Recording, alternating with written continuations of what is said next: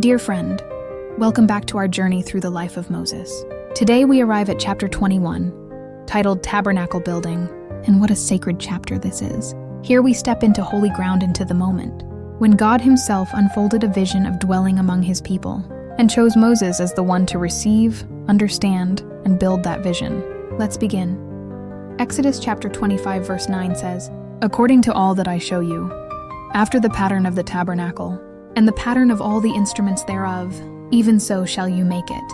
This verse reveals something astonishing. Moses wasn't given a list of construction notes. He was shown something. There on the mountain, during those 40 days of sacred stillness, Moses received a vision. Perhaps it filled the clouds. Perhaps it shimmered across the rocks of Sinai.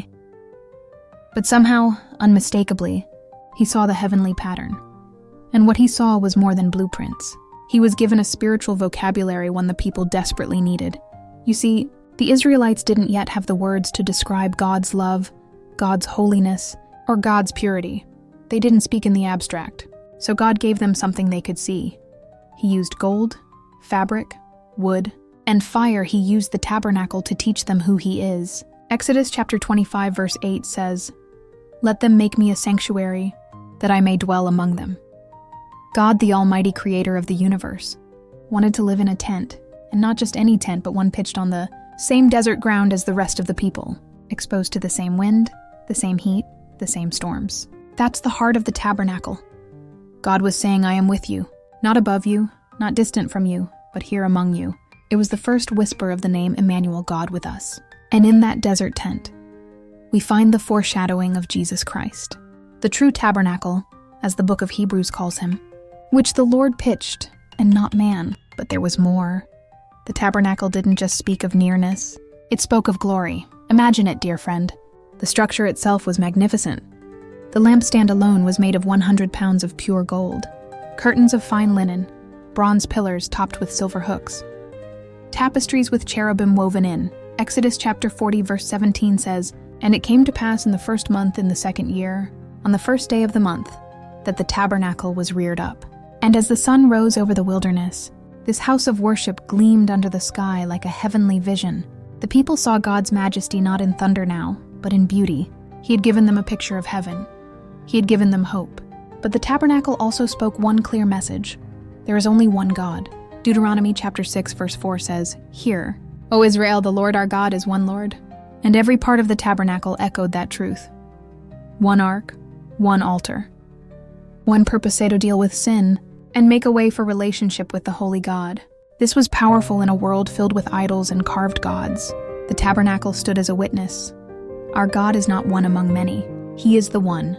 And yet, this God so glorious, so holy chose to reveal himself not with form or image. When the Roman general Pompey broke into the Holy of Holies centuries later, he expected to see a God statue. But all he found was space. Empty space. But to Moses, that space wasn't empty. It was filled with glory.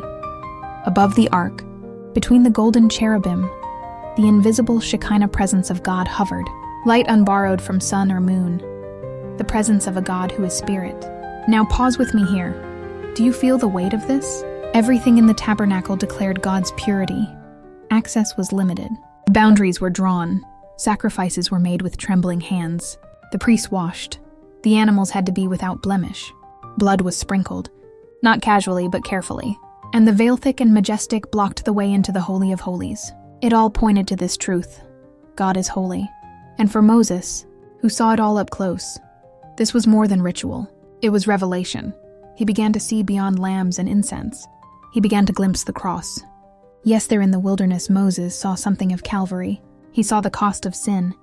He saw the need for a substitute. And perhaps, in quiet moments of prayer, he saw a shadow of the one who would one day come to take it all away. But friend, the tabernacle wasn't just built to reflect God's nature. It was built to reflect God's pattern. Again and again in Exodus, we read this phrase as the Lord commanded Moses. Not one detail was left to human creativity. Every socket, every hook, every color and cubitid all came from God's mind. And here is the lesson for us. Our lives have a pattern too. You and I are not accidents. Before you were born, God saw your life from beginning to end. He had a plan not just for your salvation, but for the shape your life would take, the good works prepared in advance for you to walk in. Ephesians chapter 2 verse 10 says, "For we are his workmanship, created in Christ Jesus unto good works, which God hath before ordained that we should walk in them." And that plan? It unfolds step by step. You may not see the full picture today. You may be working on disconnected pieces that don't seem to fit. But just like Moses, building according to God's pattern, your job is not to understand everything now. It is to obey the next thing. Because one day, when you see your life from heaven's view, you'll realize every moment had purpose. Every yes mattered. Every surrender was worth it. So let me ask, are you following God's design for your life? Or are you trying to add your own tassels, your own measurements? Are you trusting that his provision will match his plan? Because he never gives a blueprint without also supplying the gold, the wood, the thread, the strength, the grace. He just asks for our obedience. Dear friend, the tabernacle was eventually replaced. The veil was torn. The temple was fulfilled in Christ. But the call remains. Build your life according to the pattern. Draw near to the God who longs to dwell with you, and let your soul become a sanctuary, a place where God is honored, worshipped, and known.